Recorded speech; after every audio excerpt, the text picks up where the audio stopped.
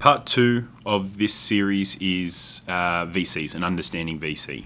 So a lot of times when founders are focused on pitching to VCs, they don't understand what what goes through the mindset of the VC, and the breakdown of communications often leads to a no coming from the VC, even though on paper it is a really good fit for their mandate.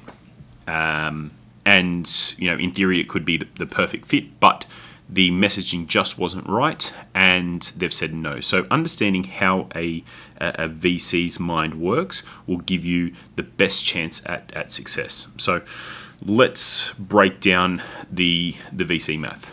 Let's say you are sitting across from the table from a VC with a $50 million fund. Right, they've just raised $50 million from their LPs, so they are looking to deploy that capital. From right off the bat, you need to understand that of that $50 million that they've just raised, the general fees breakdown is a 2 and 20. So over 10 years, which is the average lifespan of the VC fund, you take out 20% of 2% management fee over 10 years. On average is about $10 million, right, of that $50 million fund. So right off the bat, $10 million goes to pay the fees, expenses, rent, staff, everything else like that. So the VC has $40 million left to deploy. Now, most funds will split it into two. First check and follow on. So the first check, so let's cut it down the line, and there's $20 million in each pool. So you've got $20 million now out of a $50 million fund to invest into the first checks.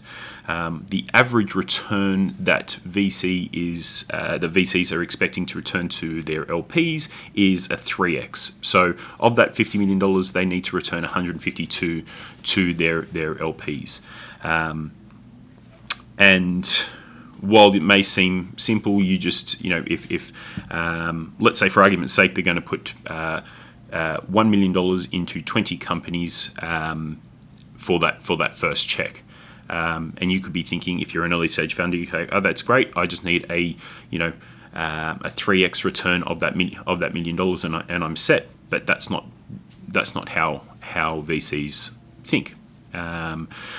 So they're looking to average a 3 to 4x return. So let's just say in this simple maths, they're looking at a 3x return. So they're looking to return $150 million from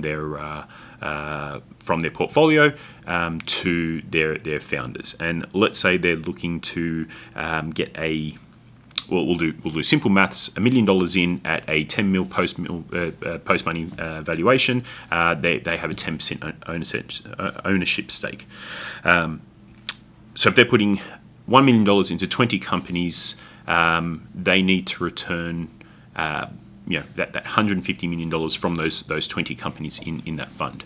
Now, if they write you a check of $1 million, they're not expecting a $3 million return from you or a $30 million valuation.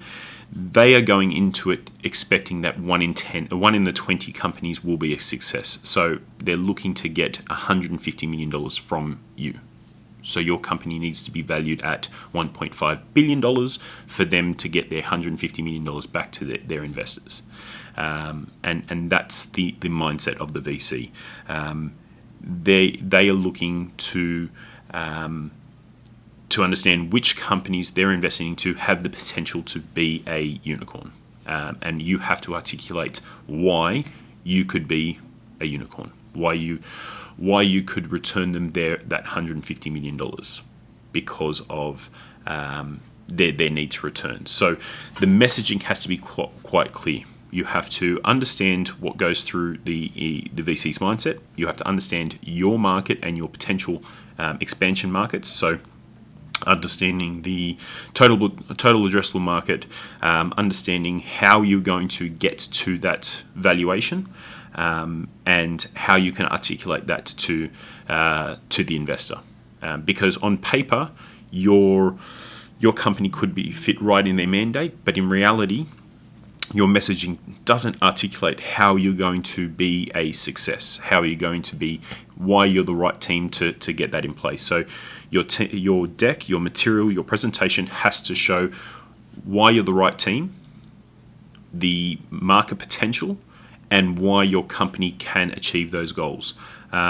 Also, I like to ask the founders that I'm working with is understanding your ceiling, understanding where you draw the line and say that's enough. There's only a handful of people on the planet that can take a company from $0 to $1 billion. There's only a handful of Zuckerberg's, Bezos, Jobs, that sort of thing. So understanding where your ceiling is, where you will take a step back and bring an expert, someone who can take it from 10 to 100 million, 100 to $1 billion.